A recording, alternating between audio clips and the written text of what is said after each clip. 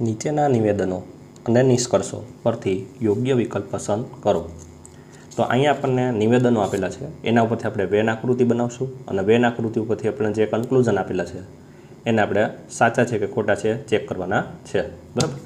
તો સૌપ્રથમ તો બધા શિક્ષકો ડૉક્ટરો છે, એટલે કે બધા શિક્ષકો છે એ શું છે? ડૉક્ટરો છે. બરાબર. આ રીતની વેન આકૃતિ બનશે. પછી શું કીધું કે બધા ડૉક્ટરો ઇજનેરો છે, એટલે કે બધા ડૉક્ટરો છે એને આપણે કેની અંદર લઈ લેવાના છે? ઇજનેરો અંદર લઈ લેવાના છે, એટલે કે એન્જિનિયરો છે. પછી શું કીધું કે બધા ઇજનેરો વિદ્યાર્થીઓ છે, એટલે કે દરેક ઇજનેરો છે એનું જે આપણે સર્કલ છે એને આપણે કેમાં કવર કરશું? તો કે વિદ્યાર્થીઓના સર્કલમાં. બરાબર. એટલે કે આ બધા છે એ શું છે?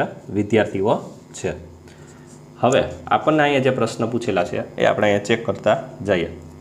તો પહેલું આપણને જે પૂછેલું છે કન્ક્લુઝન શું કીધું કે કેટલાક વિદ્યાર્થીઓ શિક્ષકો છે, એટલે કે આટલા બધા વિદ્યાર્થીઓ છે, આટલા બધા વિદ્યાર્થી, એમાંથી થોડાક એવા શું છે? શિક્ષકો છે. તો એ તો વાત સાચી છે. એટલા બધા વિદ્યાર્થી છે એમાંથી થોડાક એવા શિક્ષકો છે, એ વાત સાચી છે. પછી બીજું કન્ક્લુઝન શું આપેલું છે? બધા ડૉક્ટરો વિદ્યાર્થીઓ છે, એટલે કે આ બધા ડૉક્ટરો છે, બધા ડૉક્ટરો એ વિદ્યાર્થીઓ છે. તો બધા ડૉક્ટરો છે એ વિદ્યાર્થીઓ છે તો સાચો આવશે, કારણ કે બધા ડૉક્ટરો છે એ વિદ્યાર્થીઓની અંદર કવર થયેલા છે.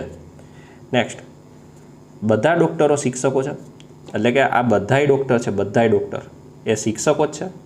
તો વાત ખોટી છે. બરાબર. એટલા બધા ડૉક્ટરો છે, એટલા બધા ડૉક્ટરો છે, એમાંથી થોડાક એવા જ છે એ શિક્ષકો છે, બાકીના તો બધા ડૉક્ટર જ છે ખાલી. બરાબર.